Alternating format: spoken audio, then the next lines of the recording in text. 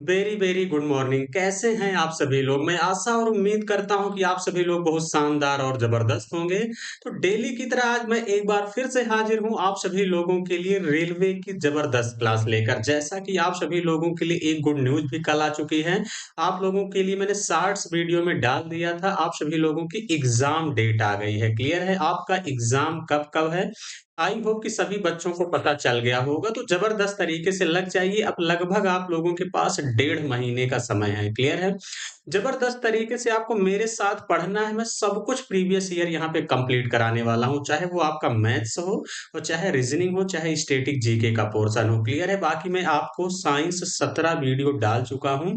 Playlist NCERT science के नाम से है, जरूर जाके देखिएगा।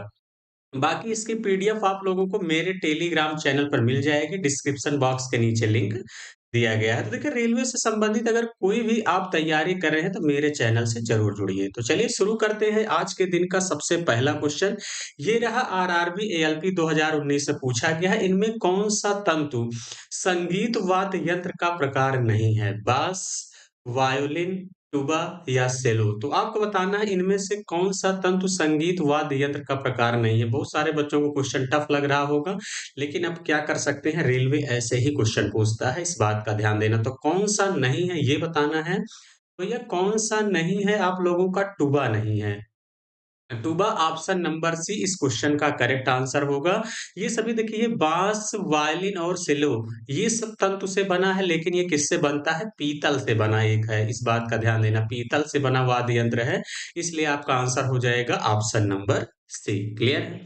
आगे बढ़ेंगे अगले क्वेश्चन की तरफ। अगला क्वेश्चन कह रहा है, निम्नलिखित में से कौन सी मूर्ति एक फ्रांसीसी मूर्तिकार द्वारा डिजाइन की गई स्वतंत्रता का प्रतीक है? आरआरबी एनटीपीसी 2016 में पूछा गया। Statue of Unity, Statue of Liberty, statue of law, statue of juice? तो इसका आंसर क्या हो जाएगा ये आप लोगों को बताना है। तो देखिए, इसका आंसर जो आपका हो जाएगा भैया, स्टैचू ऑफ लिबर्टी है। ये फ्रांस में बनाई गई है और इसकी जो हाइट है वो कितना है? 151 फीट है, इस बात का ध्यान देना। क्लियर है? अगर आपसे स्टैचू ऑफ यूनिटी पूछता है तो ये कहाँ पे है? गुजरात के बड़ोदरा में है, इस बात का ध्यान देना। गुजरात के कहाँ पे है? बड़ोदरा में है। ये भी कभी कभी पूछा जाता है, इस बात का ध्यान देना। स्टैचू ऑफ यूनिटी, यहाँ उप प्रधानमंत्री लाल किसकी बनाया गया था? सरदार पटेल जी की मूर्ति है। सॉरी, किसकी है? सरदार पटेल जी की मूर्ति है, इस बात का ध्यान देना। क्लियर है? 181 फीट ऊंची इसको बनाई गई है गुजरात में। क्लियर है? तो बातें समझ गए होंगे, तो ये भी आपके एग्जाम में पूछा जाता है। तो जबरदस्त तरीके से आप लोग पढ़ते रहिए। अगर सेशन अच्छा लग रहा है तो जरूर लाइक और शेयर किया करिए। अगला क्वेश्चन कह रहा है, विषु भारत के निम्नलिखित में से किस राज्य के प्रसिद्ध त्योहारों में से एक है? केरल, ओडिशा, पश्चिम बंगाल, गुजरात? देखिए, कह रहा है विषु भारत के निम्नलिखित में से किस राज्य के प्रसिद्ध त्योहारों में से एक है? तो भैया विषु कहाँ का है? केरल का है। ऑप्शन नंबर ए क्या होगा इस क्वेश्चन का करेक्ट आंसर होगा। ये देखिए, ये जो विषु त्योहार है ये नव वर्ष का प्रतीक है। किसका? इसको जो है केरल के लोग नव वर्ष के रूप में मनाते हैं, इस बात का ध्यान देना। क्लियर है? आगे बढ़ेंगे अगले क्वेश्चन की तरफ। अगला क्वेश्चन आपसे कह रहा है, महाराष्ट्र के पारंपरिक लोक रंगमंच के नाम की पहचान कीजिए। रासलीला, नौटंकी, तमाशा, स्वांगो? अब देखिए, कभी कभी आप लोग ऑप्शन एलिमिनेशन से किया करिए। रासलीला कहाँ की है और नौटंकी कहाँ की है? आप लोगों को पता है, ये उत्तर प्रदेश की है। कहाँ की है? उत्तर प्रदेश की है। क्लियर है? उसके बाद देखिए, अगर हम आप सभी लोगों से यहाँ पे बात करते हैं, आपका जो तमाशा, ये तमाशा कहाँ का है? महाराष्ट्र का है, इस बात का ध्यान देना। कहाँ का है? महाराष्ट्र का है। और उसके बाद अगर हम आप सभी लोगों से बात करें, महाराष्ट्र का एक और पूछा जाता है लोक नृत्य भैया, लावड़ी। ये भी कहाँ का है? महाराष्ट्र का है, कई बार पूछा गया है। क्लियर है? बात समझ गए होंगे, तो कौन सा ऑप्शन हो जाएगा? ऑप्शन नंबर सी क्या होगा इस क्वेश्चन का करेक्ट आंसर होगा। क्लियर है? आगे बढ़ेंगे अगले क्वेश्चन की तरफ। अगला क्वेश्चन कह रहा है, इस्लाम में किसी व्यक्ति द्वारा प्रतिवर्ष कमाए जाने वाले कुल धन के उस हिस्से को क्या कहा जाता है जिसे वह धर्मार्थ व्यय करता है? मुदरबा, ज़कात, इजरा या मुसरका? तो इसका आंसर क्या हो जाएगा ये आप सभी लोगों को बताना है। तो क्या कहते हैं भैया? ज़कात कहते हैं, ध्यान देना। ऑप्शन नंबर बी क्या होगा इस क्वेश्चन का करेक्ट आंसर होगा। क्लियर है? आगे बढ़ेंगे अगले क्वेश्चन की तरफ। अगला क्वेश्चन आपसे क्या कह रहा है? अगला क्वेश्चन कह रहा है, हिंदी भारत में जनसंख्या के जो है के साथ सबसे अधिक बोली जाने वाली भाषा बनी हुई है और तीव्र गति से कह रहा बढ़ रही है, जिसका मुख्य कारण 2011 की जनगणना के अनुसार हिंदी भाषी राज्यों में उच्च जनसंख्या वृद्धि है। तो कितना है ये आपको बताना है। 42.03% है, 41.03% है, 44.04% है या 43.63% है। तो भैया कितना है? 43.63% है। ध्यान देना, ऑप्शन नंबर डी क्या होगा इस क्वेश्चन का करेक्ट आंसर होगा। आरआरबी ग्रुप डी 2022 में पूछा गया है। आगे बढ़ेंगे अगले क्वेश्चन की तरफ। अगला क्वेश्चन आपसे क्या कह रहा है, ये भी वेरी वेरी इंपॉर्टेंट है, 5 स्टार लगा लीजिए। किसी ना कम से कम जितने शिफ्ट होने वाले हैं, लगभग लगभग शिफ्टों में जरूर पूछा जा सकता है कि निम्नलिखित में से किस राज्य में चापचरकुट त्योहार मनाया जाता है? मेघालय में, मिजोरम में, असम में या सिक्किम में? तो कहाँ पे मनाया जाता है भैया चापचरकुट त्योहार? कहाँ का है? ये मिजोरम का है। ऑप्शन नंबर बी क्या होगा इस क्वेश्चन का करेक्ट आंसर होगा? कौन सा हो जाएगा? ऑप्शन नंबर बी क्या होगा इस क्वेश्चन का राइट आंसर होगा। आगे बढ़ेंगे अगले क्वेश्चन की तरफ। अगला क्वेश्चन कह रहा है निम्नलिखित में से कौन सा लोक नृत्य पंजाब में फसल मौसम के दौरान मनाया जाता है? ओडिसी है, कथक है, भांगड़ा है, गरबा है? तो देखिए ओडिसी तो ओडिशा का है, थोड़ा सा ऑप्शन एलिमिनेशन से भी लगाने की कोशिश किया करिए। ओडिसी लोक देखिए ये एक आपका क्या है, आप लोगों का ओडिसी जो है ये शास्त्रीय नृत्य है, ये भी पूछा जाता है, ध्यान देना। ये क्या है आपका एक शास्त्रीय नृत्य है। अगर हम कथक की बात करते हैं तो कथक कहाँ का है? ये यूपी का है, उत्तर प्रदेश का। ये भी शास्त्रीय नृत्य है। देखिए टोटल 8 शास्त्रीय नृत्य हैं और ये सब पूछा जाता है। अब देखिए गरबा कहाँ का है? गुजरात का है। गरबा कहाँ का है? गुजरात का है, इस बात का ध्यान देना। तो भांगड़ा कहाँ का है? पंजाब का। ऑप्शन नंबर सी इस क्वेश्चन का करेक्ट आंसर होगा। तो अगर ऑप्शन एलिमिनेशन से भी आप करते हैं तो भी बड़े आसानी से कर लेंगे। क्लियर है? आगे बढ़ेंगे अगले क्वेश्चन की तरफ। अगला क्वेश्चन आपसे कह रहा है हवा महल में एक महल है, यानी ये कहाँ का हवा महल है ये बताना है। जयपुर, जोधपुर, बीकानेर, उदयपुर? तो कहाँ का है ये बताना है। तो हवा महल भैया जयपुर का एक महल है, इसको महाराजा सवाई जय सिंह ने बनवाया था। किसने बनाया था? सवाई जय सिंह ने बनवाया था, इस बात का ध्यान देना। क्लियर है? और 1799 ईस्वी में बनवाया था। क्लियर है? ये भी पूछा जा सकता है कि हवा महल को किसने बनवाया था? सवाई जय सिंह ने। कहाँ बनवाया था? जयपुर में। आगे बढ़ेंगे अगले क्वेश्चन की तरफ। अगला क्वेश्चन आपसे क्या कह रहा है? कह रहा है कालिदास की निम्नलिखित में से कौन सी रचना भगवान शिव और देवी पार्वती के पुत्र कार्तिकेय के जन्म के संदर्भ पर आधारित है? मेघदूतम, रघुवंशम, कुमार संभवम, ऋतुसंहारम? तो कौन सा इस क्वेश्चन का करेक्ट आंसर होगा? बड़ा इंपॉर्टेंट है, कई बार पूछा गया है कि भगवान शिव और देवी पार्वती के पुत्र कार्तिकेय के जन्म के संदर्भ पर कालिदास ने कौन सी रचना लिखी थी, ये आपको बताना। तो भैया कौन सा लिखा था? कुमार संभवम लिखे थे। ऑप्शन नंबर सी क्या होगा इस क्वेश्चन का करेक्ट आंसर होगा। बाकी सभी देखिए कालिदास की ही रचनाएं हैं, ये भी डायरेक्ट एग्जाम में पूछा जाता है, लेकिन कुमार संभवम जो है इसके बारे में लिखा गया है। आगे बढ़ेंगे अगले क्वेश्चन की तरफ। अगला क्वेश्चन कह रहा है खजुराहो नृत्य उत्सव भारत सरकार द्वारा मध्य प्रदेश। एक क्वेश्चन यही डायरेक्ट पूछा जाता है, खजुराहो नृत्य कहाँ का है? तो एमपी का है, ये आप लोगों को पता है, मध्य प्रदेश का है। फिर आप कह रहा है कला परिषद के सहयोग से ये किस वर्ष स्थापित किया गया था? देखिए थोड़ा सा डीप क्वेश्चन रेलवे की पूछने की आदत है। 2015, 2005, 1975, 1995? किस वर्ष किया गया था? तो भैया ये 1975 में किया गया था। ऑप्शन नंबर सी क्या होगा इस क्वेश्चन का करेक्ट आंसर होगा। क्लियर है? आगे बढ़ेंगे अगले क्वेश्चन की तरफ। अगला क्वेश्चन आपसे क्या कह रहा है? अगला क्वेश्चन कह रहा है जैनियों द्वारा ज्ञान पंचमी कार्तिका के कार्तिका के किस दिन मनाई जाती है? इस बात का ध्यान देना। जैनियों द्वारा जो ज्ञान पंचमी है ये कार्तिका के किस दिन मनाई जाती है? पांचवें, पहले, तीसरे या नौवें? तो किस दिन मनाई जाती है भैया? पांचवें। देखिए ज्ञान पंचमी से आप पांचवा याद कर लीजिए। क्लियर है? ऑप्शन नंबर ए ही क्या होगा ये इस क्वेश्चन का करेक्ट आंसर होगा। ये देखिए दिवाली के पांचवें दिन मनाई जाती है। ध्यान देना, कब मनाई जाती है? दिवाली के पांचवें दिन मनाई जाती है। क्लियर है? आगे बढ़ेंगे अगले क्वेश्चन की तरफ। अगला कह रहा है भारत का लोक नृत्य नहीं है। मोहिनीअट्टम, लावड़ी, कालबेलिया, रौफ? तो देखिए भारत का लोक नृत्य नहीं है, तो अब देखिए आपका लोक नृत्य कौन-सा नहीं है ये बताना है, तो कौन-सा नहीं है? मोहिनी अट्टम भैया ये एक शास्त्रीय नृत्य है। क्या है? शास्त्रीय नृत्य हमने कहा था 8 है, इसके पहले भी मैंने आपको 3 बताया था, ये चौथा है। क्लियर है? तो इसी तरीके से मेरे साथ बने रहेंगे तो सब कुछ कवर हो जाएगा। बाकी ये तीनों क्या है भैया? ये तीनों क्या है? लोक नृत्य हैं। ये तीनों क्या है? लोक नृत्य हैं, इस बात का ध्यान देना। आपको केवल शास्त्रीय नृत्य याद करना है। आगे बढ़ेंगे अगले क्वेश्चन की तरफ। अगला कह रहा है वेलूर मठ कहाँ स्थित है? पश्चिम बंगाल में, महाराष्ट्र में, उत्तर प्रदेश में, तमिलनाडु में। हमेशा पूछा जाता है कि बेलूर मठ कहाँ स्थित है? तो भैया ये कहाँ है? पश्चिम बंगाल में। कहाँ पे है? पश्चिम बंगाल में है।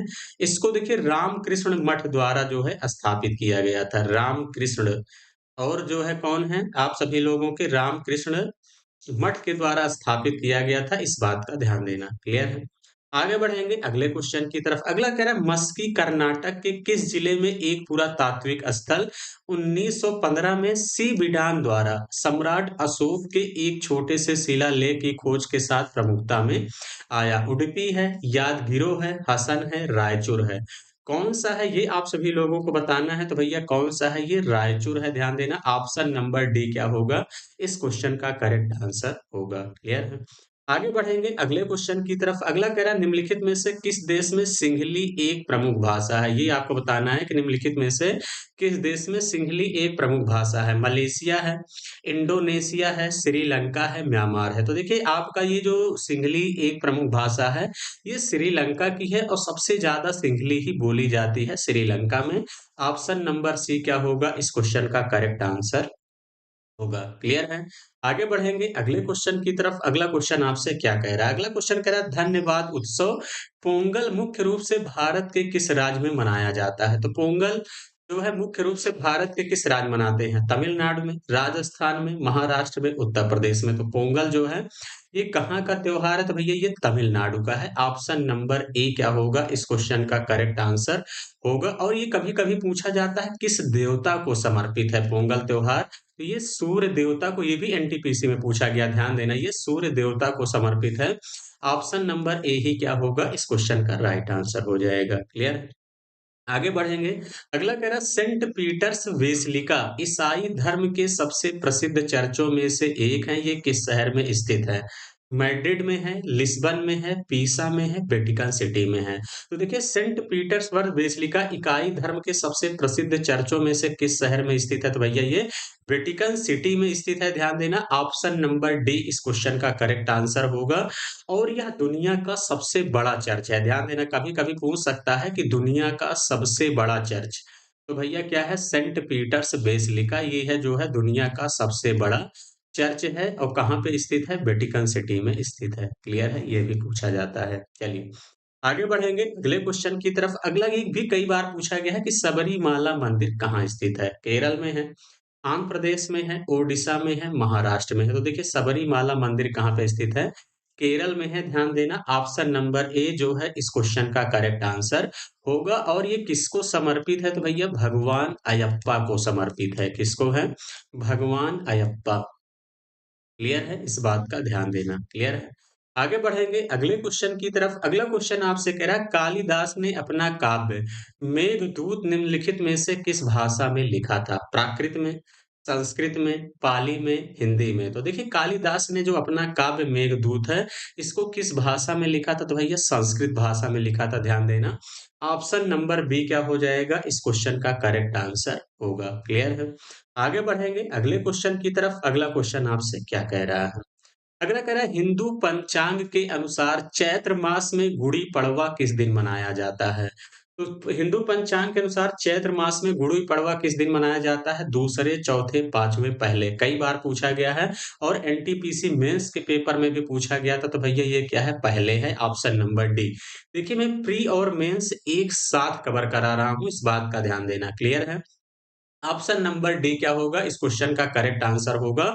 और ये गुड़ी पड़वा देखिए महाराष्ट्र का त्योहार है। कहाँ का है? महाराष्ट्र का त्योहार है। और ये फसल कटाई के लिए मनाया जाता, फसल कटाई के मौसम में मनाया जाता है।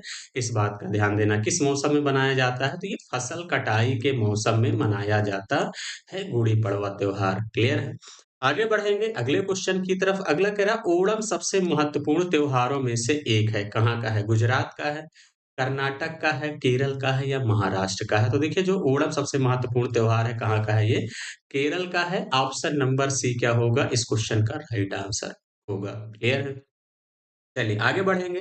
अगला कह रहा है हेमिस गोम्पा उत्सव गुरु की जयंती मतलब किस गुरु की जयंती मनाने के लिए मनाया जाता है? कात्यायन, अ, पत्रुल जो है रिनपोछे, मार्पा लोसावा या पद्मसंभवम। तो देखिए हेमिस गोम्पा उत्सव किस गुरु की उत्सव जयंती के लिए मनाया जाता है भैया? पद्मसंभव की मनाया जाता है। और हेमिस जो उत्सव त्योहार है ये कहाँ का है भैया? लद्दाख का है, ये भी पूछा जाता है, ध्यान देना।